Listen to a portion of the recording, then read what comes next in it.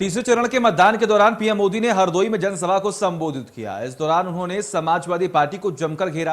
PM ने आतंकवाद को लेकर सभा पर जमकर हमला बोला।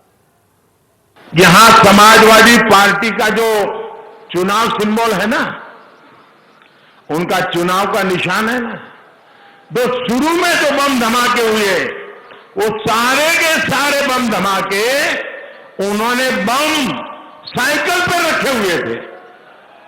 अब देखिए, साइकिल पे बम रखे हुए थे और जहां लोग सब्जी वगैरह खरीदने के लिए आते हैं वहीं साइकिल पार्क करके चले गए थे और एक समय चारों तरफ ये साइकिलों पर रखे हुए बम धमाके फूटे। मैं हैरान हूं, ये साइकिल को उन्होंने क्यों पसंद किया। यहां उत्तर प्रदेश में साथियों 2006 में काशी में बम धमाका हुआ था।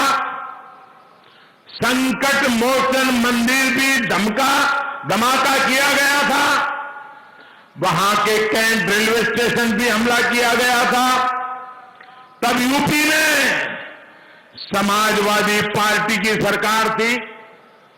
जब 2013 में समाजवादी पार्टी की सरकार फिर से सत्ता में आई तो इन लोगों ने शमीम अहमद नाम के आरोपी पर ये बम धमाका का जो चल रहे थे मुकदमा को वापस लेने का फैसला लिया था। भाइयों, 2007 में गोरखपुर में आतंकी हमला हुआ था। 2013 में समाजवादी सरकार ने तारिक कासमी नाम के आरोपी से केस वापस ले लिया था, लेकिन अदालत इसके लिए तैयार नहीं हुई और फिर तारिक को समाजवादी सरकार ने केस विड्रॉ करने का निर्णय कर लिया था। अदालत ने मना किया, केस चला और परिणाम क्या आया? 20 साल की सजा हुई दोस्तों, 20 साल की सजा। उसको वो बचाना चाहते थे। ऐसे ही 2007 में लखनऊ अयोध्या के कोर्ट परिसर में बम धमाके हुए थे। 2013 में समाजवादी सरकार ने फिर आतंकी पर चल रहा मुकदमा वापस ले लिया था, लेकिन इस मामले में भी अदालत ने समाजवादी सरकार की साजिश नहीं चलने दी और आतंकी को आजीवन कारावास की सजा सुनाई। 14 मुकदमों में समाजवादी सरकार ने बहुत सारे आतंकवादियों से मुकदमे वापस लेने का फरमान सुना दिया था। क्या आतंकवादियों पर रहम करना ठीक है क्या? आप जरा बताइए, रहम करना ठीक है क्या? आतंकवादियों को बचाने के खेल ठीक है क्या?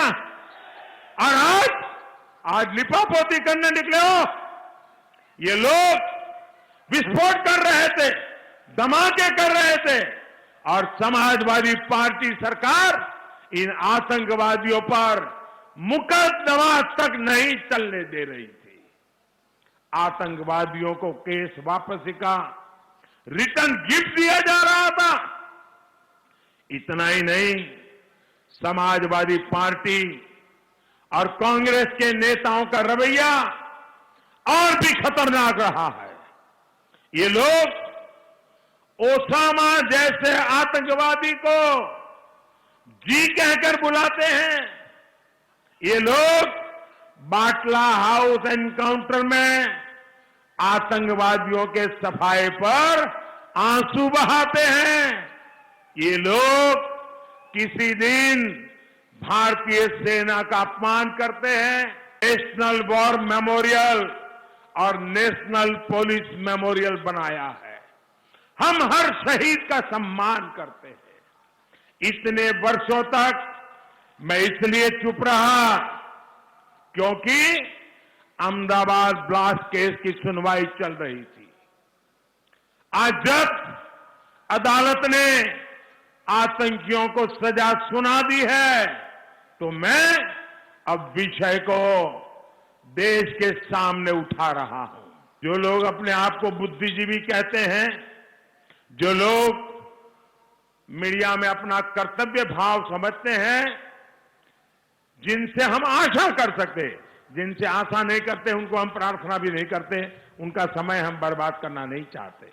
लेकिन बहुत लोग हैं जिनसे ये देश आशा कर सकता है, देश उन पर भरोसा कर सकता है। इसलिए मैं ऐसे मीडिया हाउसेस को, मैं ऐसे अखबार वालों को, मैं ऐसे लेखनी लिखने वाले से आग्रह करूंगा, देश के सामने इन तथ्यों को उजागर किया जाए।